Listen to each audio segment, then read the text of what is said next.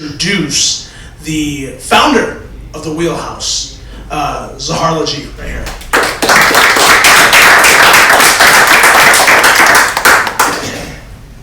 First and foremost, thank you to all the panel speakers for attending this. We really appreciate you guys taking time out of your busy days. The industry, as you know, is a new face. As you guys can see, most of the people that are on the panel have been in the industry for 4 or 5 years, not that long. It's really the fact that the face has changed. They want to come in the space and get educated and informed and really take their knowledge of other industries and bring it into cannabis. And it really has summed up what the new cannabis space really looks like. It's everybody new that wants to understand the medicinal purposes, even the relaxing properties, the recreational purposes, but they also want to know the science. As I call it, it's the adult industry. The adult industry meaning somebody who wants to be informed, educated, knowledgeable about exactly what they're taking and how they're taking it. As a dispensary owner, this is my second dispensary, and I've had the pleasure of working with Cameron, for example, for about 3.5 years when the market was in the other Prop 215 market share, where we didn't have to follow all these different rules. But we were probably one of the first dispensaries to say, hey, who out there is following the rules? Who is looking forward, not backwards? And you know, it really hurts the dispensary owners in every aspect when every single one of these laws changed. July 1st, that changed the entire market. That means everything on my shelf is no longer good. Where does that product go? Who eats that loss, right? Number 2, I also get the pleasure of actually telling everybody, guess what? We're the first ones in the industry to have these products and services.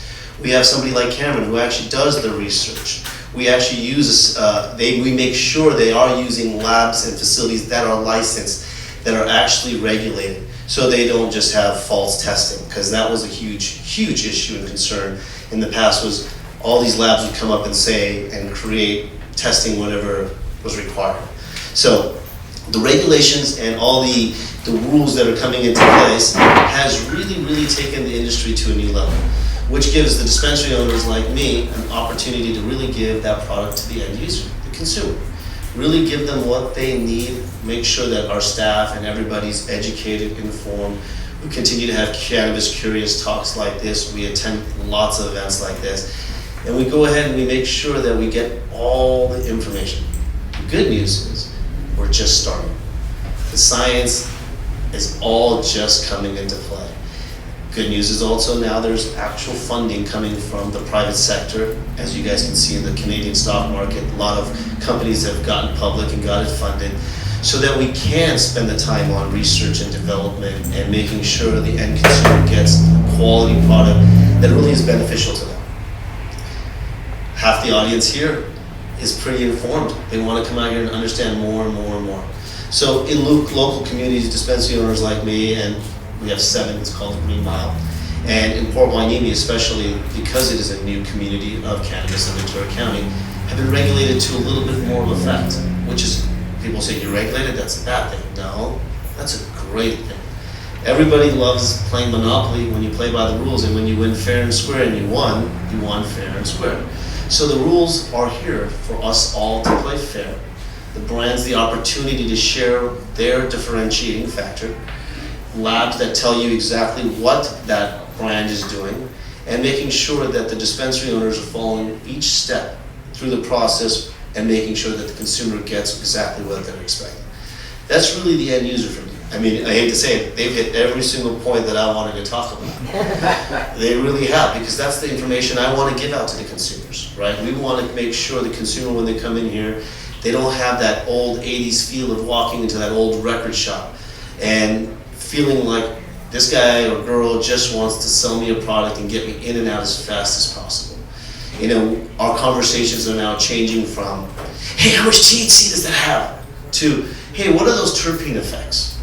What are the cannabinoids that are going to affect me? We actually get people that say, hey, I have a family member who has MS. I have a family member who has cancer. I have somebody who has, you know, cirrhosis of the liver. They're at their final stages. You know, there's a lot of things this actually benefits. I'll share my experience of why I'm in the business. It's very simple. I had somebody in the family that's all was also sick. I saw a lot of people getting ill, and there was no help for it out there. And it was amazing to see physicians and doctors that cannot write the prescription here saying, I'm a dispensary owner, and look at some of my family members going, what are you doing taking my medicine? Take my prescription and throw it away. Take his. It'll make you feel much better. These are doctors, and they're like, I wish I could prescribe this. I wish I could give you more information on this, but they can't. My sister works at a surgical center, one of the top ones, and most of those doctors are now trying to avoid opiates. We have a huge opiate epidemic right now, and people getting addicted. And it's amazing how many people I hear and how many centers I hear now saying, it's not the gateway drug, it's the get out of drug. This is your mediation drug, or whatever, I don't know the exact the terms, but it gets the individual off the opiates, makes them calm, gives them the less anxiety, and the right dosages helps those individuals. You know, we were in Thousand Oaks, and they had a meth addict come and say, I am no longer on meth because of cannabis. They're not saying the opposite. They're not saying, hey, guess what, guys, I got cannabis and now I'm gonna go try meth. It's not that.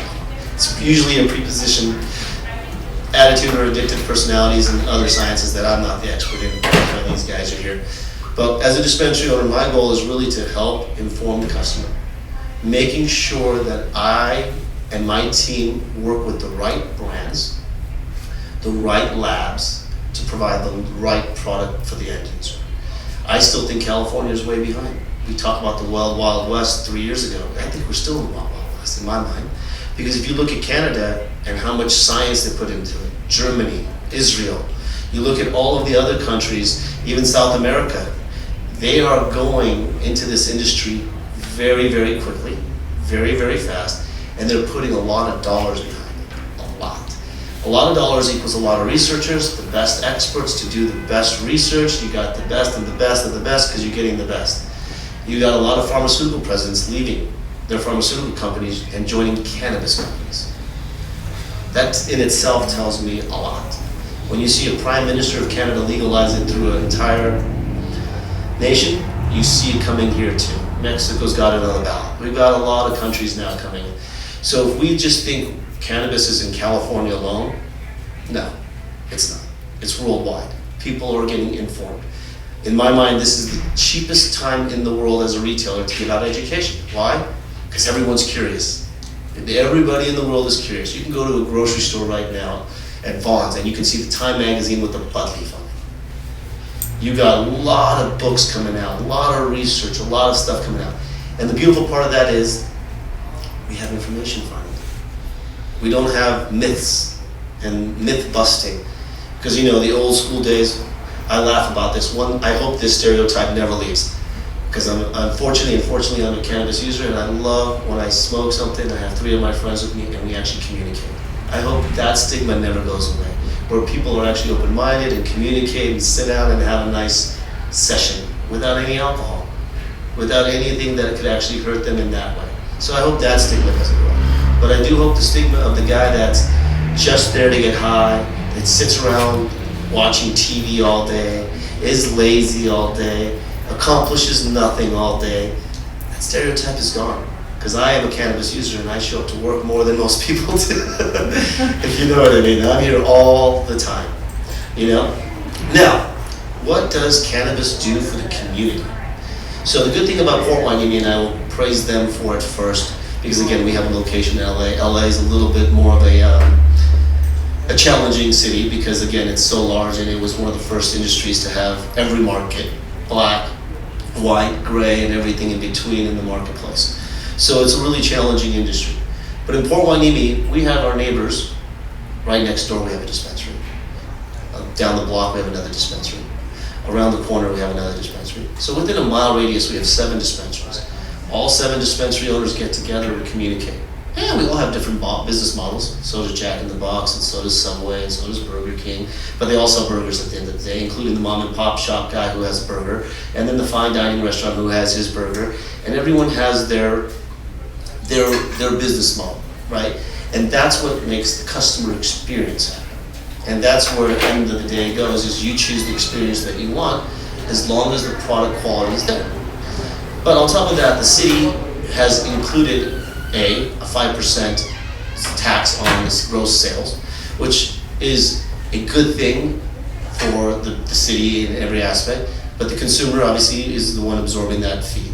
But that also has developed a lot of great things with this city. A, it's taken it partially out of its deficit. We're not the only part that's taken it out of its deficit, but we have definitely added revenues to the business.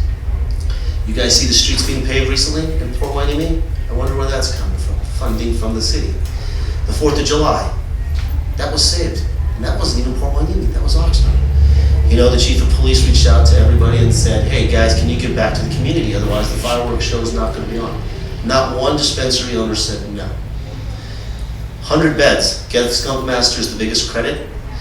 They were able to donate a very large sum, including other dispensaries, and being able to provide 100 beds for the homeless. How does that help the community? They can take their kids out and not have to deal with the homeless, you know, harassing them or bothering them. But the good news is also the homeless have a place to get food and shelter and make sure they have a comfort. Because unfortunately, that's an unfortunate circumstance they're in too. So it really does give back.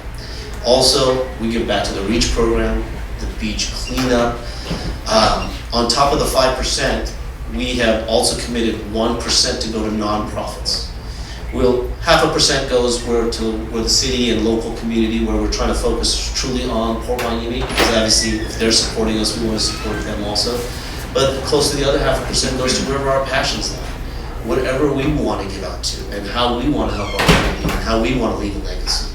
So it really does change the behavior and mannerism and the face of cannabis, because I used to be an ex-banker with Wells Fargo for 15 years, and what did I do? Every 6 months we'd be donating to some nonprofit, helping some community, feeding the homeless, doing all the same stuff that I'm doing today. Wow, surprise, I'm an old business. And that's really the stigma I need to get out of here. Every one of us in this room is now a professional. We actually put our names and we don't hide from cannabis. We actually put our social media on cannabis. We have our names everywhere posted. I'll give you an example. I got my bank account shut down just on Friday.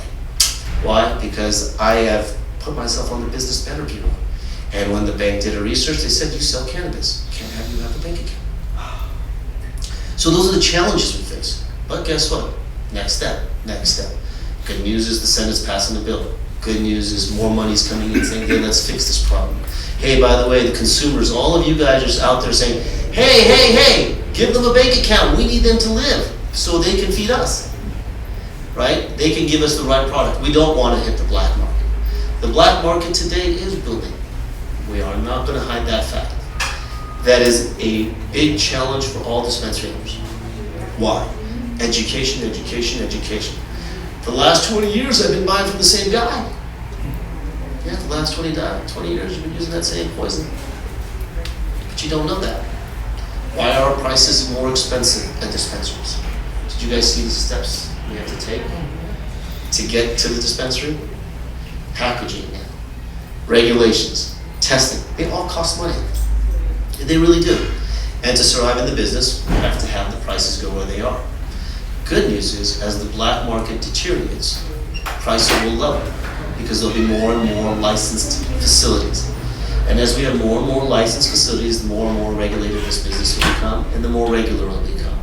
At that point, we'll have to determine which burger you like the best, basically. And that's where brands like Cameron will say, guess why you're coming to this shop with my burger? Because it's the best. And these are the only people allowed to sell. Make sense? So that's really it.